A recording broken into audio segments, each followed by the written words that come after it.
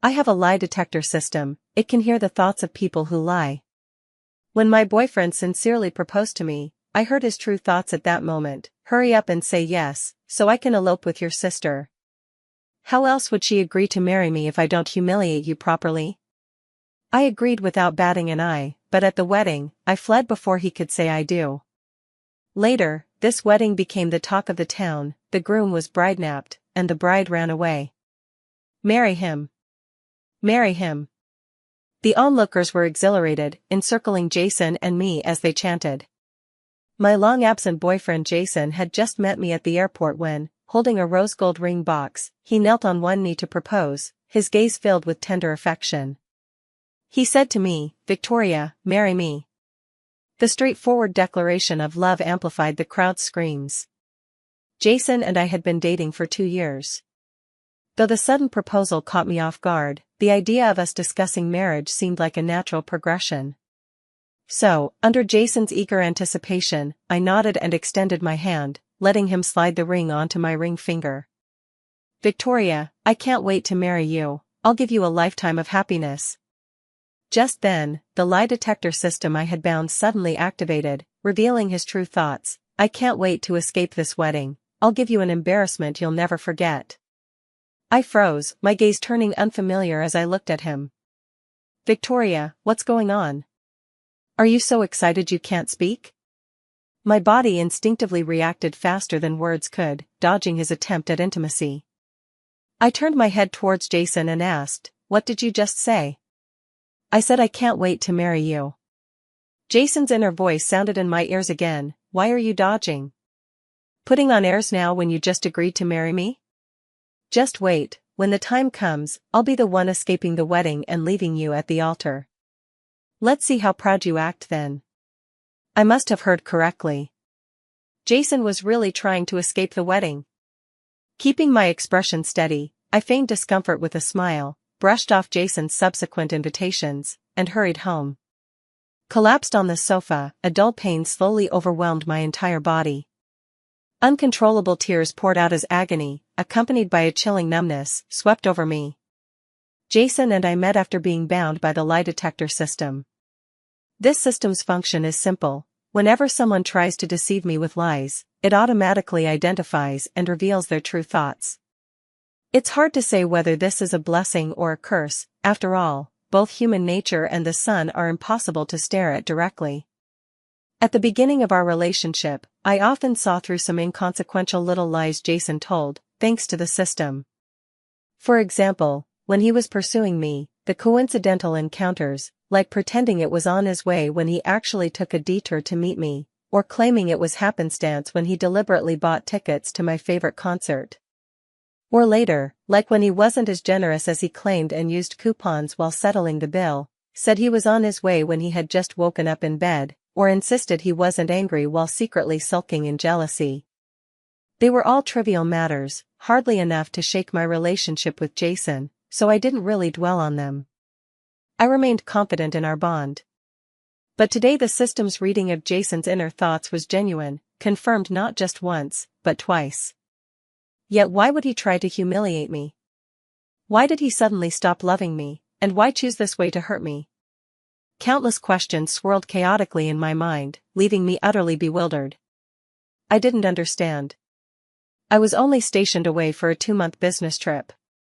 It was supposed to be a long-awaited reunion where my lover proposed. How did it turn into sudden betrayal and revenge? What on earth happened?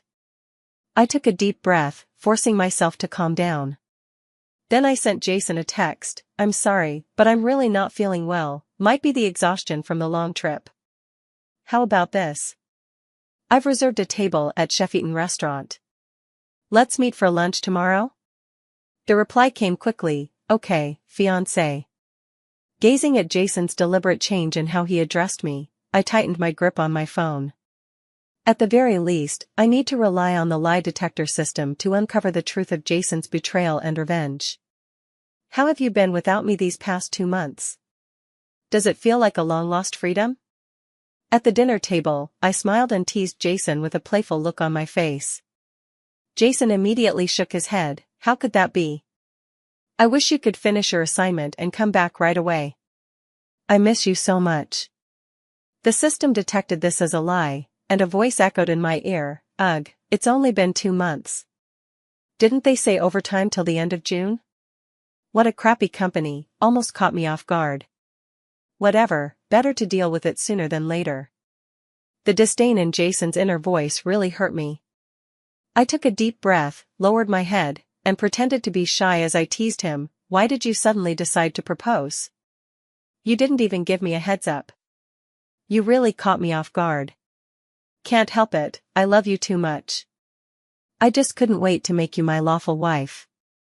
I didn't look up, but his voice rang in my ears again, if Lillian hadn't insisted on giving you an unforgettable humiliation before agreeing to marry me, who would be willing to propose to you? Lillian? I recognized the name almost instinctively.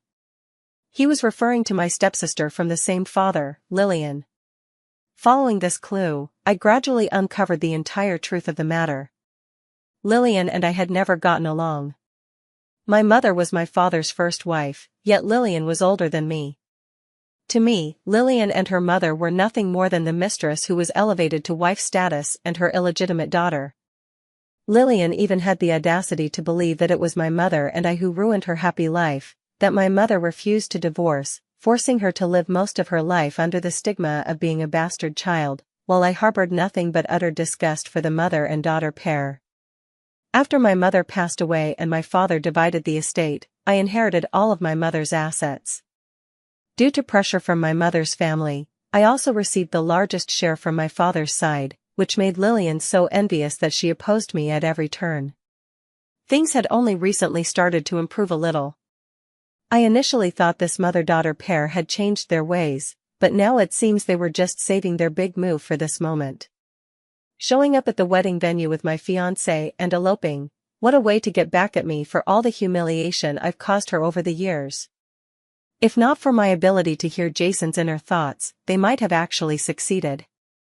As I looked at the Vesper Group acquisition proposal on my desk, I picked up my phone and dialed a number. Jet, I agree to the Vesper Group acquisition plan you proposed last week. But in exchange, you'll need to assign Sophia to me. The man on the phone seemed to have just woken up, his voice heavy with a nasal tone. Victoria? Changing your mind all of a sudden isn't like you. I swirled the red wine in my glass thoughtfully, a wedding gift for someone. I heard from Sophia that you got engaged. Congratulations. Is it for you and Jason? I let out a light laugh, my tone eerily excited. No, for my fiancé and my sister. There was a brief silence on the other end of the phone, as if the person was slowly processing the matter with a brain that had just booted up. Their voice sounded much clearer than before. Apologies, I've already sent Sophia a transfer notice. Looking forward to your good news. Pleasure doing business with you. Pleasure doing business with you. Jed is the manager of Tanning Capital. My previous business trip was because our company's in-depth collaboration with Tanning required my personal involvement. As for the shares in Vesper Group, I've long wanted to get rid of them. My father has no talent for management. Vesper Group's growth and success were entirely thanks to my mother. Now, its revenue is declining day by day. I originally didn't intend to bother with this messy affair, letting it perish on its own. After all, I couldn't care less about those measly dividends from the shares. But since Lillian and Jason have pushed their filth right to my doorstep, don't blame me for shoving their garbage right back into their mouths. As for why I asked Jet for Sophia, no particular reason. Sophia has spent years mingling in elite social circles both domestically and abroad. When it comes to stirring up drama, exacting revenge, or putting on a show, it's as effortless as eating or drinking for her. If Jason can ditch the wedding, then so can I, Victoria. Sophia excels in her field and is also part of Tannen's circle. She'll even help me handle business operations here in Highshire, making it a win-win situation. After briefly explaining my plan to Sophia, the phone call immediately followed. That's so cool, absolutely brilliant this plan, you're simply, exceptionally clever. I was momentarily stunned by the sudden praise. Sophia, stop watching those ridiculous soap operas from now on. Jason and I both had ulterior motives. The wedding date was set in haste, and Jason was also busy preparing with Lillian, striving to give me the most spectacular humiliation. As for me, I was currently preoccupied with secretly acquiring Vesper Group and couldn't be bothered to see Jason. Due to the system reading, Jason now lies with almost every sentence. The thoughts in my ears are as noisy as telegrams, giving me a headache, complemented by Jason's insincere face. I was already annoyed by work. On the wedding day, I had invited almost every notable figure in the city to attend, even bringing in 2 reporters. The main goal was to dominate the narrative. True to form, Lillian didn't disappoint me. Despite Vesper Group's recent heavy losses, she still splurged on a top-tier evening gown from Italy. The moment she put it on, she was radiant, catching the unblinking gaze of Jason beside me. I poked him gleefully, not minding stirring the pot. Jason, do you think my wedding dress is prettier, or hers? Victoria, of course yours. You're the most beautiful woman today. The voice in my ear chimed in, the dress you're wearing for your own wedding isn't even as expensive as someone else's evening gown. And yet people at the cocktail party kept calling you a top-tier socialite. You're barely better than those finishing school graduates. Why bother putting on such a lavish front all the time? Lillian sauntered over with a graceful smile and said, sorry, little sister. I really didn't mean to steal your thunder just by attending your wedding. But really, it's your big day, how come you couldn't even afford a custom-made gown? I heard Lillian's inner voice ring in my ears, that's it? You used to brag about how rich you were, but now it seems like a joke. Your life doesn't even compare to mine. And soon, you'll be abandoned by your fiancé because of me, how pathetic. I wonder if you'll still be able to laugh by then. Lillian's gaze finally flickered toward Jason, lingering with a deliberately obvious affection, as if afraid I wouldn't notice. I rolled my eyes. The tension between them was so thick you could pull it like taffy, yet they still pretended not to be close. I remembered the video Sophia had sent me 2 hours earlier. Those two had just been passionately entangled in the restroom, practically trying to suck the dead skin off each other's lips. I shuddered. It was only when Sophia came to tell me the wedding was about to start and called me to take my place that I was finally rescued from their sickeningly sweet atmosphere. When the officiant asked us to take our vows, I suppressed my nausea and looked into Jason's affectionate eyes. Mr. Jason. Do you take Miss Victoria to be your wife, for richer or poorer, in sickness and in health, to love and cherish till death do you part?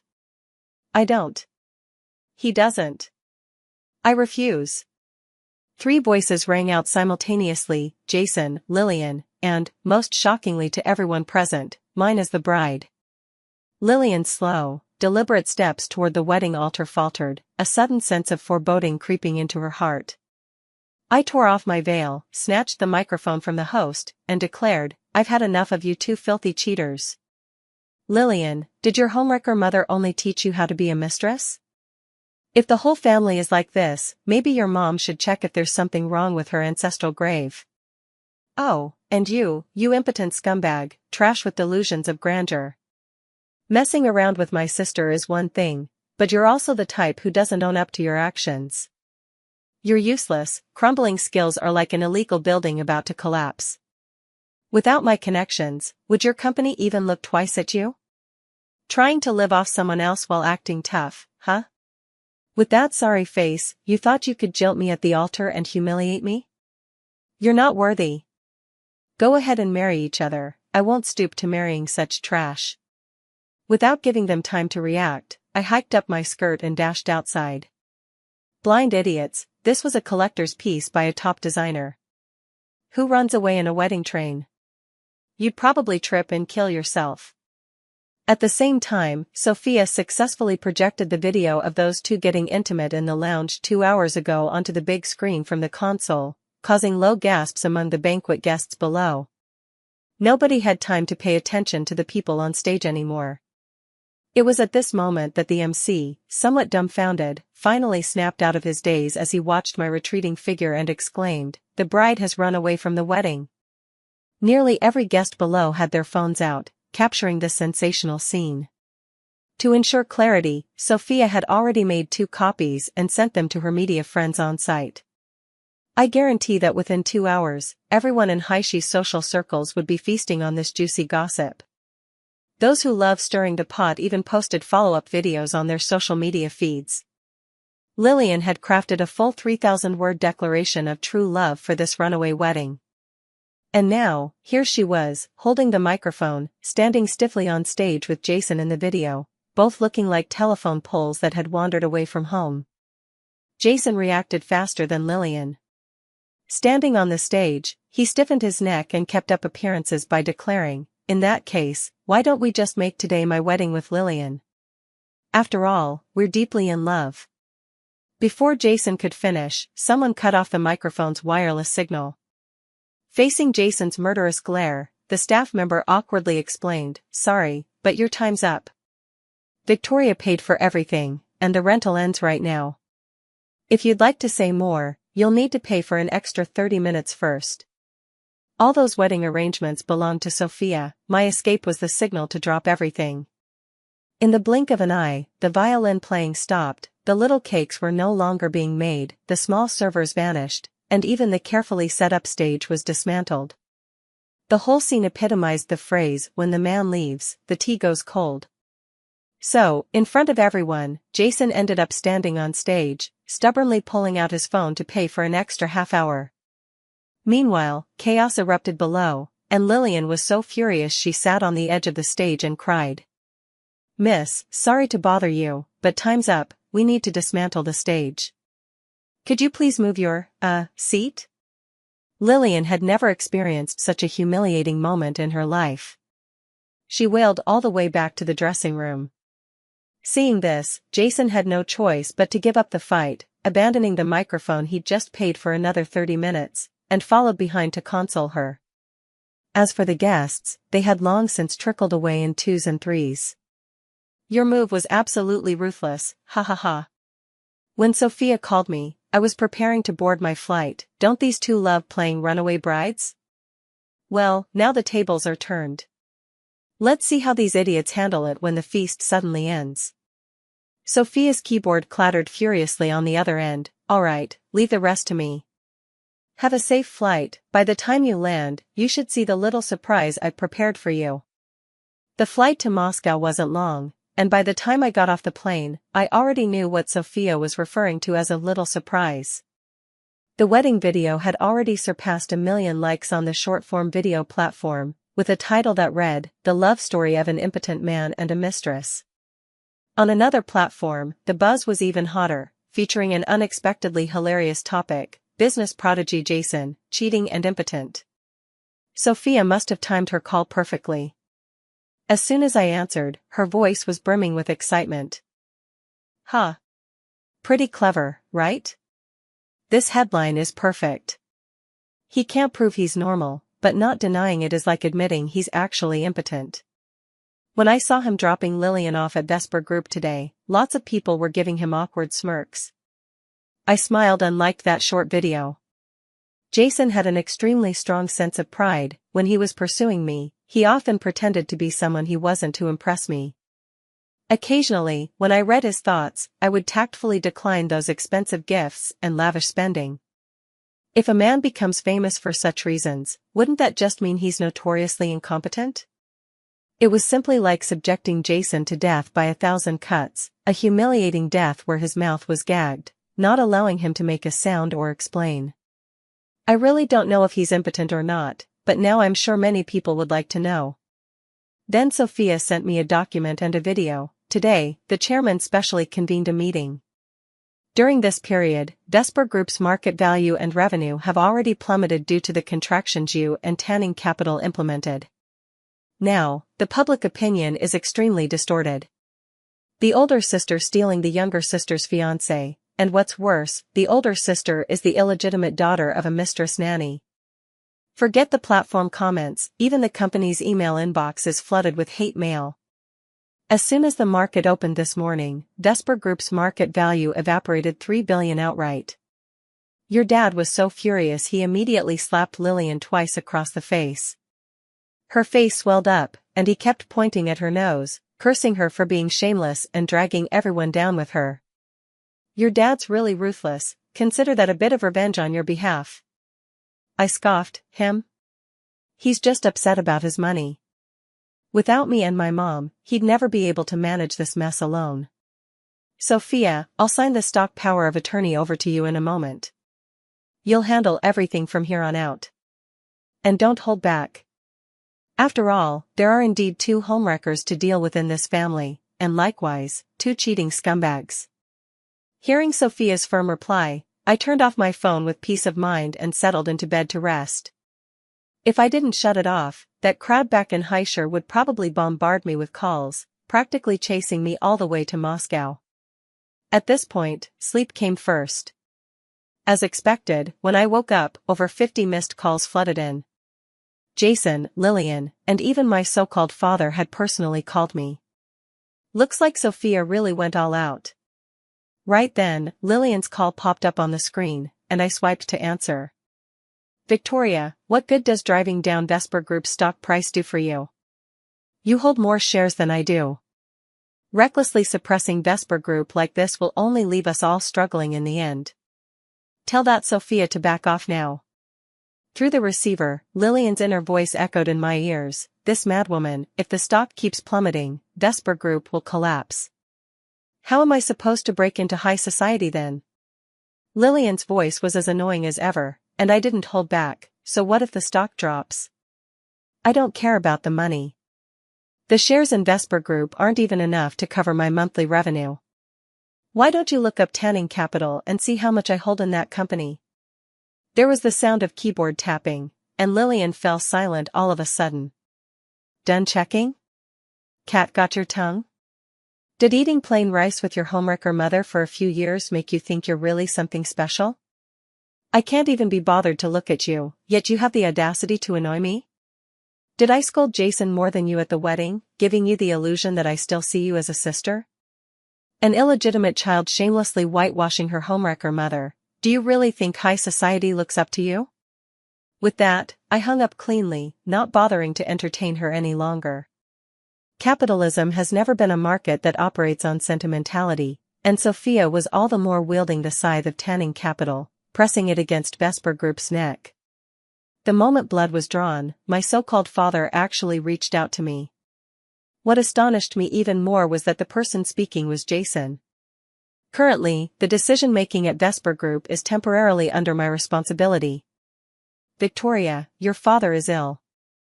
Silence filled my ears. Jason, for once, wasn't lying to me. "I just found out about the connection between Tanning Capital and you. No matter what, this is your father's lifelong effort after all. I hope you can be lenient. If you agree, I'm willing to marry you." I laughed in anger. "Oh, I'm willing to marry you, Jason? Who the hell do you think you are? How much do you think you're worth?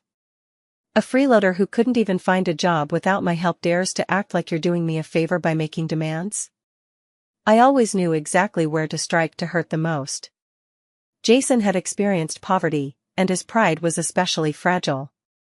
During our time together, I had carefully tiptoed around it, ever mindful, ever cautious, thanks to the system that let me hear his innermost thoughts. But now, I only regretted not stabbing deeper. Even in Lillian's eyes, "You're just a pathetic tool to humiliate me. You really think you're that desirable? If it weren't for the fact that I once loved you, you'd be nothing. Jason, you're disgusting and worthless." I snapped the phone shut, exhaling a heavy sigh of pent-up frustration from my chest. The grievances and pain I had suppressed for so long finally began to dissipate in that moment. Almost without any suspense, Tanning successfully acquired Vesper Group. My father, as a result, became terminally ill from the blow. On the night 3 days before his death, I received his call. "I'm sorry, it's Dad's fault." Save those words. You should say them to Mom personally when you meet her down there. I mercilessly tore open the truth he was trying to sugarcoat with one sentence. After a 3-second pause, I hung up the phone. The moment I received his obituary, all I felt was an unusual calm, a lightness that came from letting go of all the past. Those who betray love must face retribution. What happened later, I heard from Sophia's mouth after all. Someone like her, who mingles in high society circles, would hardly qualify without a knack for gossip. Did you know Jason and Lillian got married? He's probably still holding a grudge against you in his heart.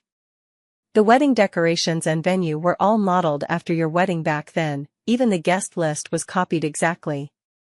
But times have changed, and many people didn't show up. More than half the seats were left empty. Just talking about this cracks me up. Where does Lillian even get the money for all this now? The only funds she has are from selling her Vesper Group shares at rock-bottom prices, cutting corners left and right. People who attended said it was basically a shabby version of your wedding. But Lillian's attitude toward Jason is genuinely awful. She keeps embarrassing him in front of so many people, giving him dirty looks and making him lose face publicly multiple times. My hand, which had been revising the proposal, paused as confusion struck me. Huh? But isn't Jason the type with a really strong sense of pride? Times have changed.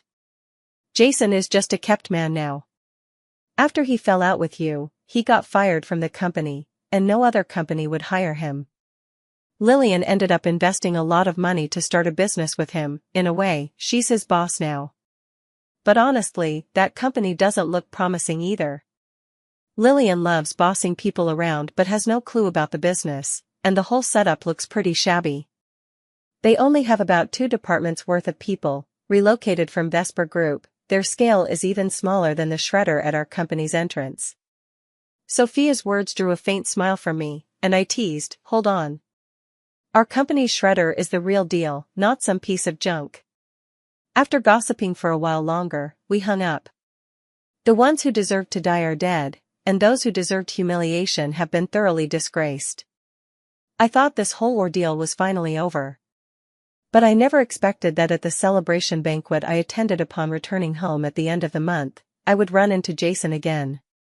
He was stopped outside the venue, anxiously explaining something to the security personnel. It seemed like they had been arguing for a while. I really do have an invitation, I just left it in my hotel room. Let me in first. I need to discuss an urgent, important investment with Mason inside. A voice sounded in my ear. If I don't secure this investment, the company is really going to go under. I absolutely must see Mason today. The security personnel over there also looked helpless. I'm sorry, I really can't let you in without an invitation. I hope you understand. This time, I even heard the security guard's inner thoughts. Can't they come up with a different excuse? This is already the 5th one today. As if drawn by some unseen force, Jason turned his head and looked over. From a distance, our eyes met. My thoughts racing, I stepped forward and said to the guard at the door, let him in. Jason seemed surprised that I would help him, looking at me with a complicated gaze. After a long pause, he simply said, thank you. I nodded without responding. My presence immediately drew the attention of all the guests present, who quickly closed in around me, smiling and eagerly trying to strike up conversations with me. Jason was soon lost in the crowd, probably looking for his friend Mason. I recalled that Mason was a deputy manager at one of our subsidiary companies. Under the spotlight, I stood on stage delivering a speech with infectious enthusiasm. Every smile or subtle gesture of mine was met with a wave of applause and cheers from the audience below. In the corner at the edge of the venue, Jason and I seemed to lock eyes for the briefest moment. Less than a second later, I averted my gaze and exited the scene amid the bustling crowd. This is the perfect revenge I've carefully planned for Jason, everything he could have easily possessed but chose to destroy himself. Because true revenge is never served hot, it's always a cold dish. The month-long summit is coming to an end, and Jason coincidentally bumped into me again at the cafe near the hotel. Quite a coincidence, mind if we talk? His inner voice echoed in my ear. Finally, the moment has come. I nodded silently, calmly watching him, waiting for Jason to speak. I'm sorry. Lillian was my mistake. I planned to humiliate you by running away from the wedding just to please her. I don't expect your forgiveness now, but I owe you an apology. If it weren't for me, you wouldn't have left Heischer. I didn't give him another chance to waste my time and cut off his guilt-ridden confession. I accept your apology, but I don't want to forgive you. Jason across the table seemed somewhat unwilling to give up, then continued, Lillian and I have already agreed to divorce, and the company has officially entered bankruptcy proceedings. It's just that I suddenly remembered recently how we used to negotiate deals together, discuss clients, analyze strategies. I set down my cup and replied in an almost indifferent tone, I'm sorry, even if you're divorced now, I don't think we're at the kind of relationship where we can confide in each other. I've already paid for your coffee. My assistant is waiting for me outside, so goodbye. As I passed by Jason, I coldly tossed out one last remark, don't pull those old tricks anymore in the future. Goodbye. Without sparing him another glance, I went straight into the car. Whether we meet again or not, it doesn't matter anymore. I am like a broken bone growing inside his body, aching dully and impossible to remove. The more I struggle, the deeper it embeds, and the more I regret, leaving no choice but to let the wound fester and erode my heart. Only what is forever lost and hardest to obtain is truly the best. In his memory, I will always remain the most perfect lover. I once truly loved Jason, but now, that love is gone for real. As for those business-related social interactions that could easily be avoided, my assistant does their best to prevent any encounters with him. It's been effortless because now, Jason and I are separated by an entire world's distance. In the next moment, I will embrace a brand new life. I never expected that, years later, the one who would finally stay in Heischer would be Sophia. She seemed to have fallen in love with this place, and the happiest time of her day was eagerly sharing all sorts of gossip with me, whether big or small. Haha, you wouldn't believe it, that Lillian didn't know the first thing about investing but insisted on doing it anyway. Now, she's lost every penny, even forfeited 2 of her villas. Parents in the circle are using her as a cautionary tale. They'd rather have their kids stay dependent than let them venture into entrepreneurship. Just the other day, I saw her listing her designer bags for sale. She must really be broke now. Her mother is just as amusing, still trying to play the old game, if she can't land a big tycoon, she'll settle for a smaller one. But she ended up running into a fierce daughter-in-law. She loved wearing low-cut tops to seduce old men, hoping to get married and inherit their money, only to get beaten up by the man's daughter-in-law. She was hospitalized for 3 months. And that old geezer didn't lift a finger, she had to pay the medical bills herself. Absolutely hilarious. Sophia moved closer with a smirk, elbowing me playfully as she said, Jason, let's just say he's been living under your shadow all these years. I responded with a somewhat confused signaling for Sophia to continue. You two only got to know each other because of similar career paths in the first place. Even if your focus isn't on the coastal city anymore, these companies still have to consider your past connection. You've never made any public statements about it either. So Jason's company has always been just getting by. I nodded to show I was listening, but only managed to add a brief comment, a shame. A greedy talent biting off more than he could chew, a scholarship boy climbing up by trampling on sincere feelings. I couldn't even bring myself to call him pitiful, brushing it off with just a single shame. Just karma. Jason had to take it. Noticing my discomfort at the mention of Jason, Sophia added more water to my teacup and smoothly changed the subject with a smile.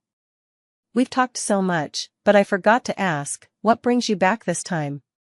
Hearing this, I gently handed an invitation to Sophia with tender eyes. I'm getting married, and I'm back to invite you to the wedding.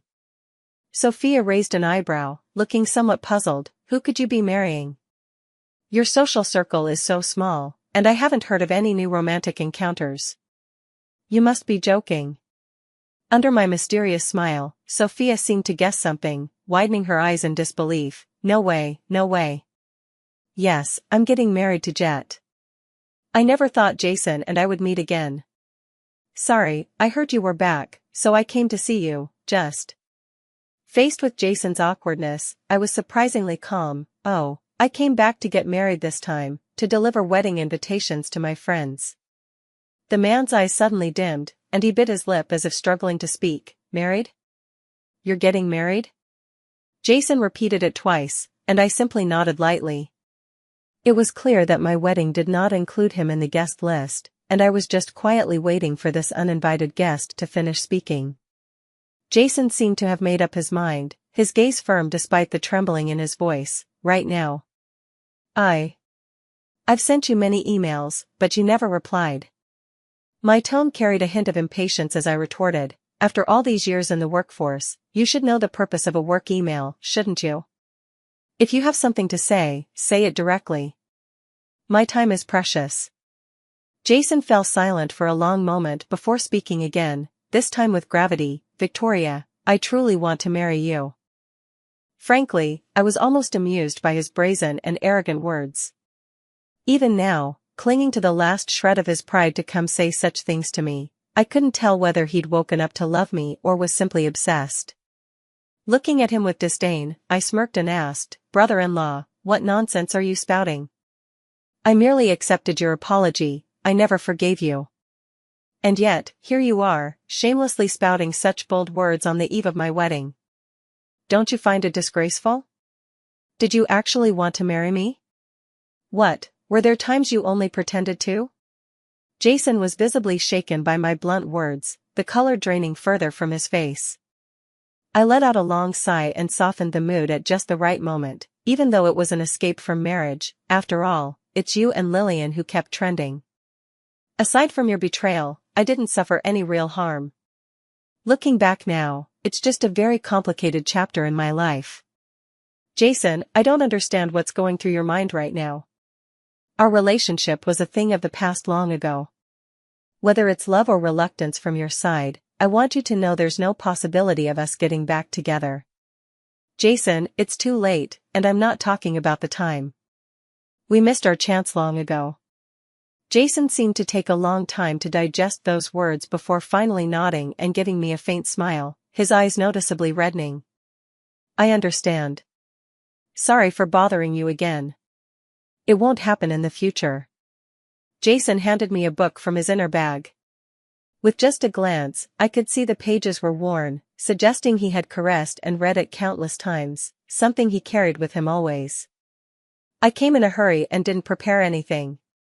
Consider this book as a wedding gift, he said. As my fingers brushed the pages, memories flooded back to years ago when I stubbornly chose to gain experience at the grassroots level. Amid the grueling work, I occasionally sought solace in bookstores to recharge. Excuse me, I'm sorry. That book in your hands is actually mine. If you look closely, you'll find a bookmark inside. I hurriedly flipped through the papers, somewhat awkwardly apologizing. Sorry, I was in too much of a hurry.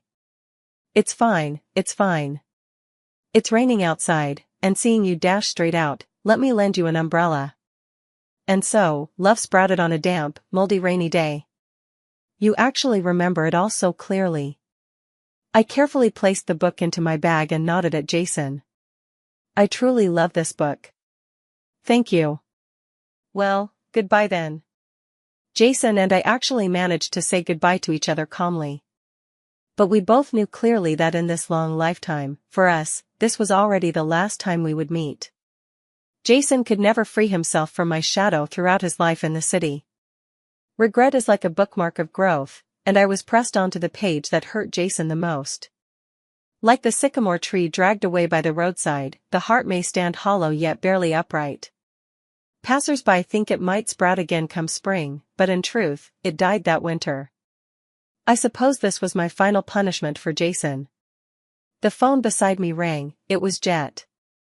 I swiped to answer. Victoria. How about choosing JC's custom crystal high heels as the wedding shoes this time? I picked up the phone and softly replied, that pair will do. After hanging up, I placed the old book into the fireplace and watched it burn to ashes. Outside the window, snow fell silently. Jason stood under the streetlight, gazing up at me for a long time. I turned off the light and drew the curtains. From then on, he remained in the city, lingering in the corner of my vision. I went to a place far away, to live a life that had nothing to do with them. What needed to be settled was settled, what needed to be let go of was let go. I turned around, my wedding dress sparkling in the morning light. A new life begins today.